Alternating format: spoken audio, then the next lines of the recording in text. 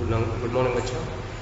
क्या welcome memorial CBSE school Mudhol आपका स्वागत करता है।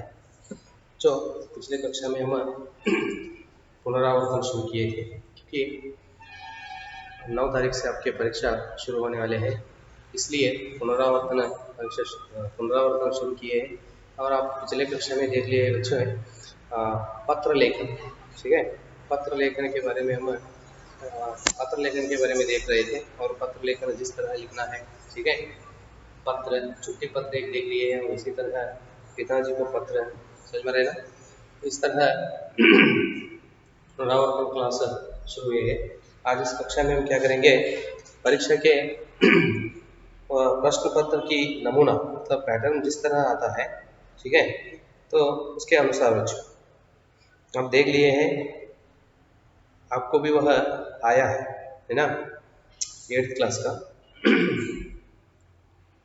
देखो इधर अपठित गद्यांश, ठीक है, और जोड़कर लिखिए अनुरूपता बच्चों।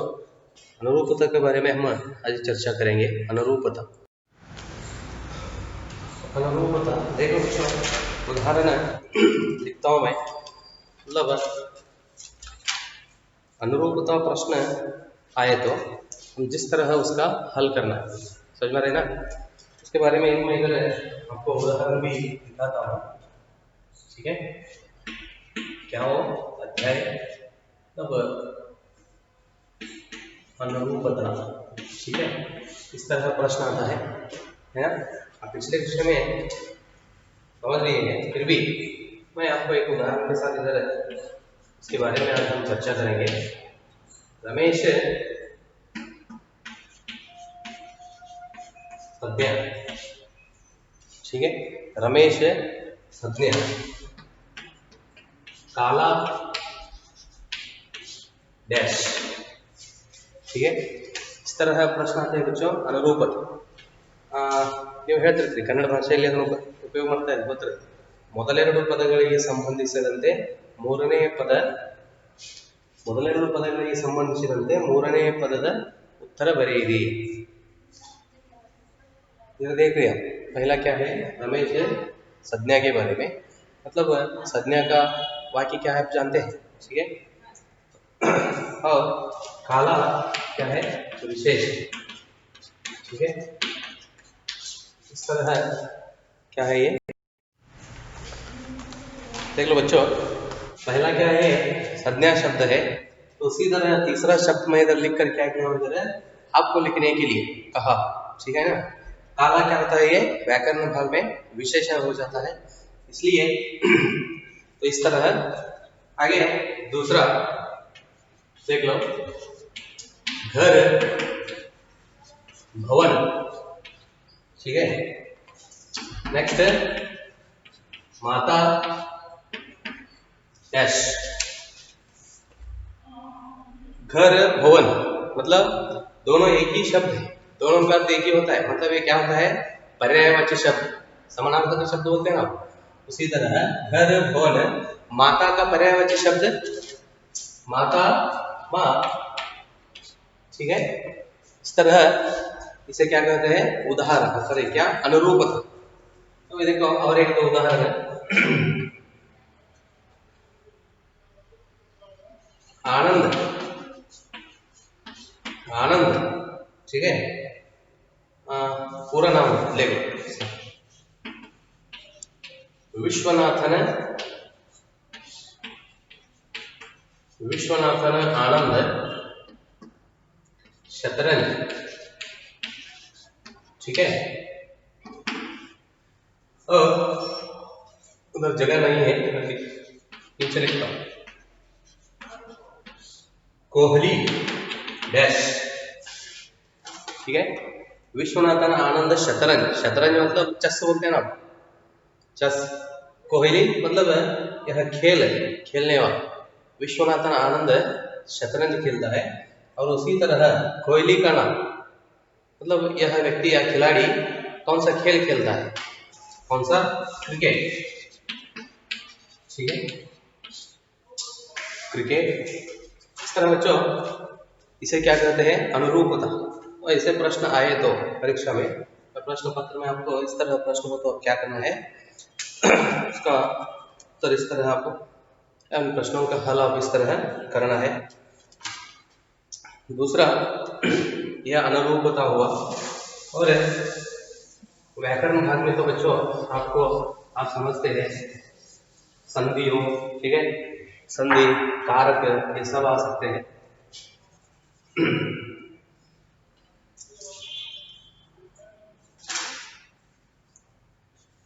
पत्र लेखन भी होता है 5 अंक का, और साथ निबंध, निबंध लिखन, समझ में रहेगा। निबंध मतलब आपको मतलब 3, ठीक है, प्रश्न पत्र में 3 विषय होते हैं, ठीक है, तीनों में आप कौन सा भी एक लिख सकते हैं। उदाहरण के लिए अब पहला पाठशाला, ठीक है, और दूसरा खेल का महत्व, और तीसरा कन्याकुमारी। इस तरह 3 विषय होते हैं, तीनों में आप कौन सा भी एक लिख सकते हैं, समझ में आ रही ना। तीनों में एक 4 अंक का या 5 अंक का तो प्रश्न होते हैं बच्चे इस तरह है। और व्याकरण भाग में आप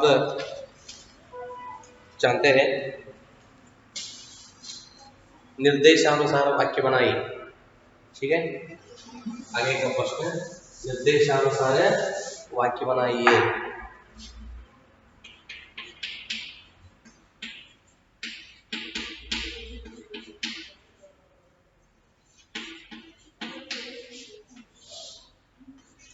निर्देशानुसार वाक्य बनाइए।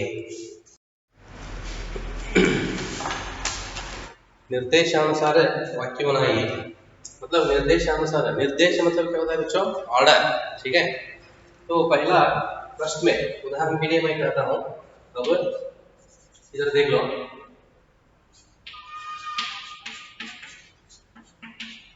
सोमेश्वर और सूर्योदय, सोमेश्वर और सूर्योदय, इस तरह शब्द होते हैं। उदाहरण के लिए बोल रहा हूं, ठीक है। तो इसे क्या करना है, आगे इधर ऑर्डर रहता। अब ये देखो,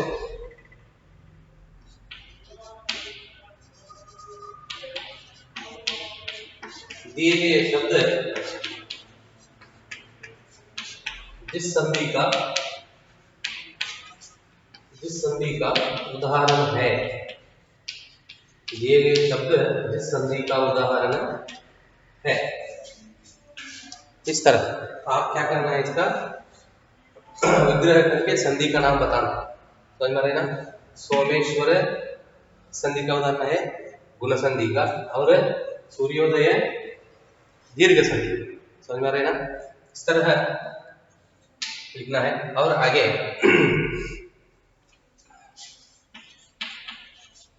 राम और लक्ष्मण, ठीक है, राम और लक्ष्मण वनवास गए, ठीक है, राम और लक्ष्मण वनवास गए, हाँ? इधर तो इस वाक्य को क्या करना, आगे ऑर्डर रहता। देखो वाक्य में क्रिया क्रिया क्रिया क्या चल रहा है, क्रिया क्या चल रहा है, ठीक है। जाने का क्रिया, ठीक है, काम, क्रिया मतलब काम, क्या चल रहा है, वनवास जाने,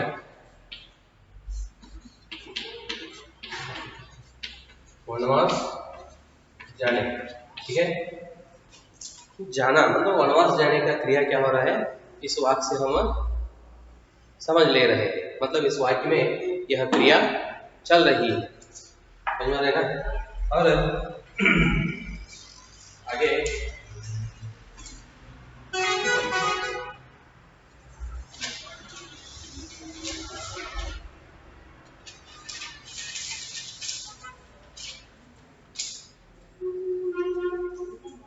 आकाश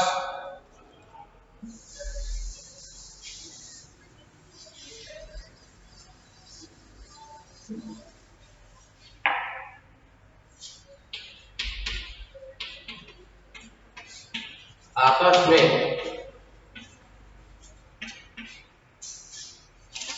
काले बादल, आकाश में काले बादल छाए हुए हैं। ठीक है, आकाश में काले बादल छाए हुए हैं।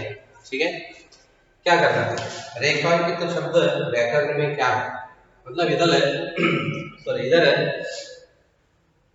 से ऐसा रेखांकित मतलब अंडरलाइन किया हुआ, रेखांकित मतलब अंडरलाइन किया हुआ शब्द, वो उस पर आप ध्यान देना आवश्यक है। क्या होता है इधर देखो, रेखांकित, रेखांकित शब्द व्याकरण में क्या, रेखांकित शब्द व्याकरण में क्या है। देखो, आकाश में काले बादल छाए हुए, काले बादल, ठीक है, मतलब ये तो क्या है, विशेषण, क्योंकि संज्ञा या सर्वनाम की विशेषता बताने वाले शब्दों को हम क्या कहते हैं, विशेषण कहते हैं। तो इधर क्या हो रहा है, काले बादल मतलब ये किसके लिए उदाहरण है, विशेषण। व्याकरण दृष्टि से यह वाक्य क्या है, विशेषण के लिए उदाहरण है। रेखांकित शब्द मतलब अंडरलाइन किया हुआ शब्द, समझ में आ रहा है ना। और उसी तरह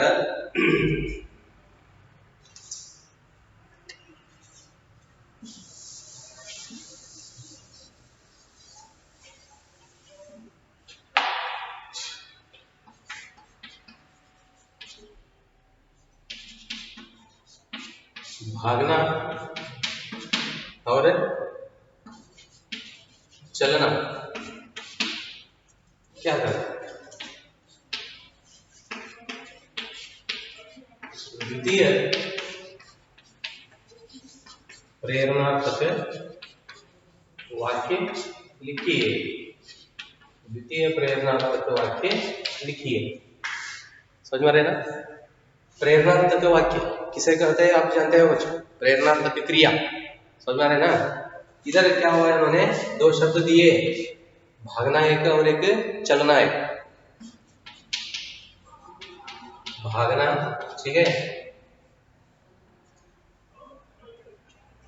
द्वितीय प्रेरणार्थक पूछ रहे हैं, प्रथम प्रेरणार्थक द्वितीय प्रेरणार्थक, ठीक है, इस तरह दो भेद आते हैं, लेकिन उन्होंने द्वितीय प्रेरणार्थक पूछ रहे हैं, इसलिए भागना मैं दोनों भी लिखता हूं। भागना इसका प्रथम प्रेरणार्थक है, भगाना, ठीक है, और द्वितीय प्रेरणार्थक है भगवाना, ठीक है, भगवाना।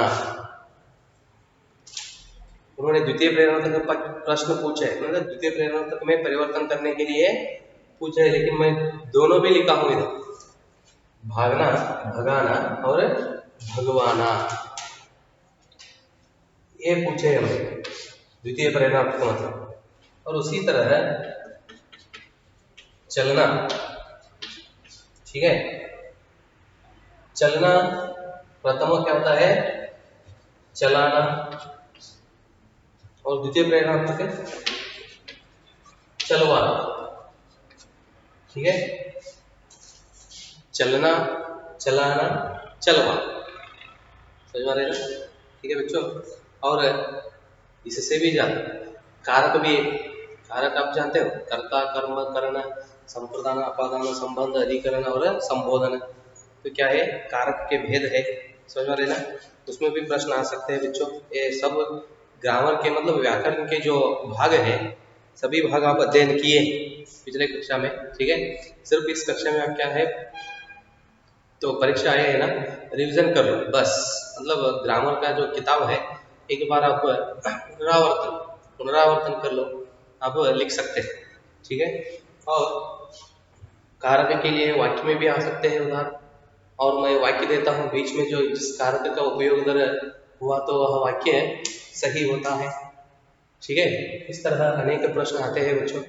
अब क्या करना है, ठीक तरह से देखकर और ध्यान से प्रश्न क्या है पढ़ना है। पहला आप हाथ में प्रश्न पत्र आए तो क्वेश्चन पेपर आए तो क्या करना है, पहला वो प्रश्न ध्यान से पढ़कर बाद में लिखने के लिए कोशिश करना है। कोशिश करना है मतलब एक दो बार आप पढ़े तो क्या होता है, आसान से आप प्रश्न का अर्थ समझ लेते हो। ठीक है, ठीक है बच्चों, यहाँ तक रहने दो। तो इसके अलावा तो एक वाक्य के और 2-3 वाक्य में उत्तर लिखिए, और 3 अंक के हो, 1 अंक के, 2 अंक के जो प्रश्न आते हैं वैसे भी आपके किताब के प्रश्न होते हैं। किताब के जो पाठ हुए हैं उन पाठों को आप ठीक तरह से पढ़ना है, क्योंकि पाठ के ही प्रश्न आते हैं। और परीक्षा के लिए जो पाठ आते हैं वो भी आपके पास है, समझ में रहे ना।